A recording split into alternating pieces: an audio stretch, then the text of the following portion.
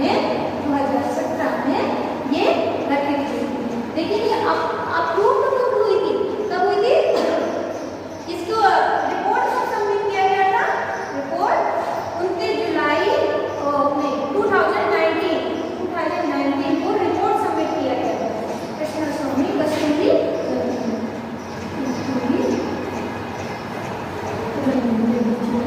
ठीक है। और रिपोर्ट सबमिट की गई थी, रिपोर्ट सबमिट की गई थी ठीक है।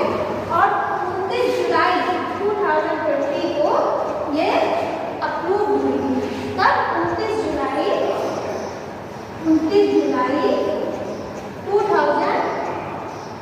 2020 को ये अप्रूव हुई थी।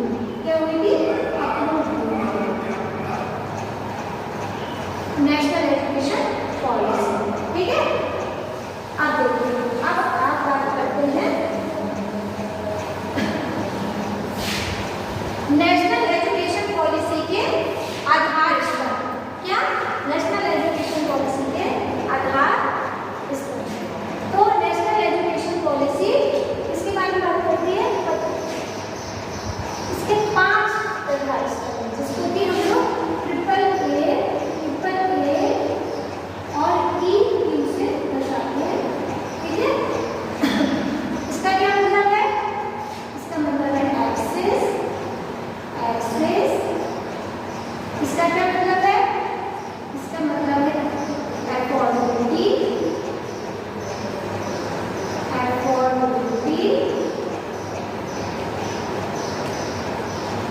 इसका अकाउंटेबिलिटी।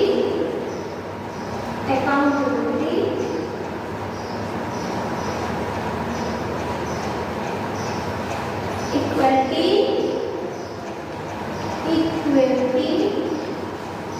और क्वालिटी एजुकेशन की बात करता है। क्वालिटी ठीक है। क्वालिटी एक्सेस मतलब पहुंच। जो ये नेशनल एजुकेशन पॉलिसी है इसकी पहुंच सभी स्तर पर सभी बच्चों पर हो, सभी लोग इसके लाभान्वित मिले, सभी लोग शिक्षा प्राप्त करें।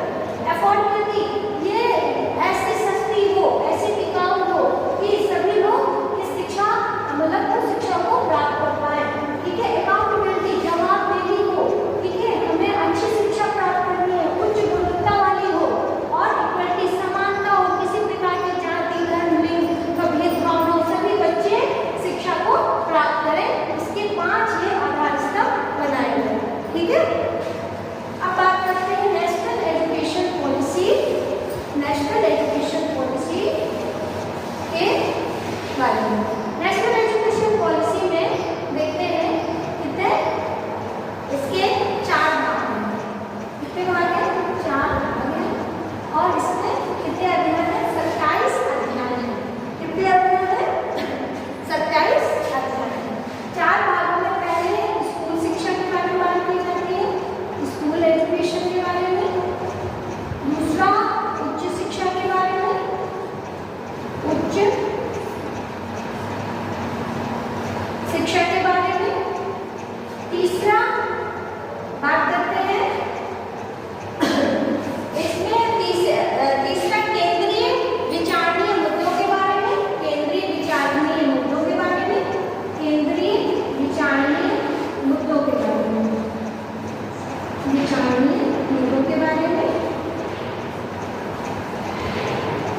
और चौथा है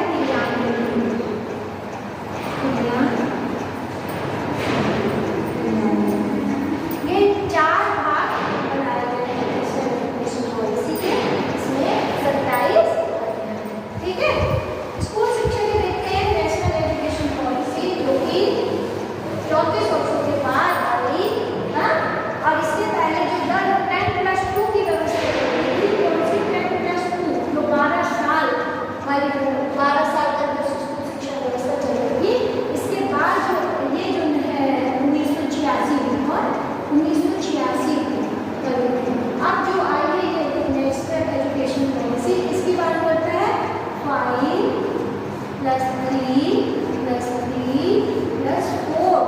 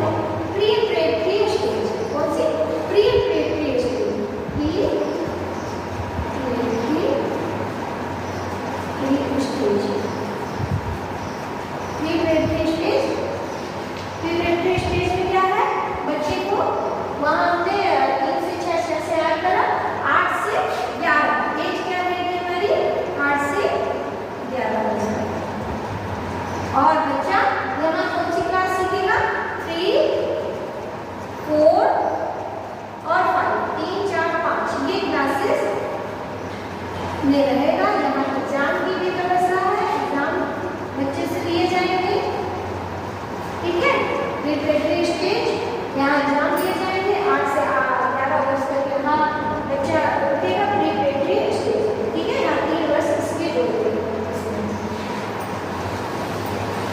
अब बात करते हैं ये मिडिल स्टेज के बारे में, इसके मिडिल स्टेज के बारे में।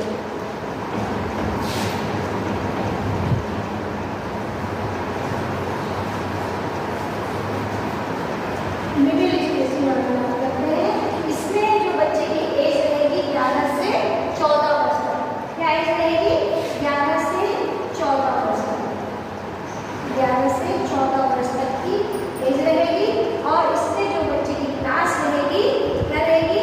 6, 7 और 8, 6, 7 और 8 ये बच्चे की क्लास रहेगी मिडिल स्टेज, ठीक है। 6, 7 और 8 इसमें बच्चे की मिडिल स्टेज कराती है। इसमें बच्चा वोकेशनल एजुकेशन के बारे में शिक्षा ग्रहण करेगा, इसके वोकेशनल एजुकेशन के बारे में शिक्षा ग्रहण करेगा और प्लस कंप्यूटर एजुकेशन के बारे में भी जानेगा। यहीं से क्या कंप्यूटर एजुकेशन के बारे में भी जानेगा, ठीक है। तो ये मिडिल स्टेज है आपके। अब आते हैं हम लास्ट में सेकेंडरी स्टेज, इससे सेकेंडरी स्टेज।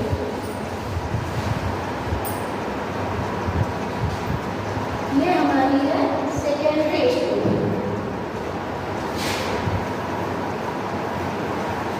सेकेंडरी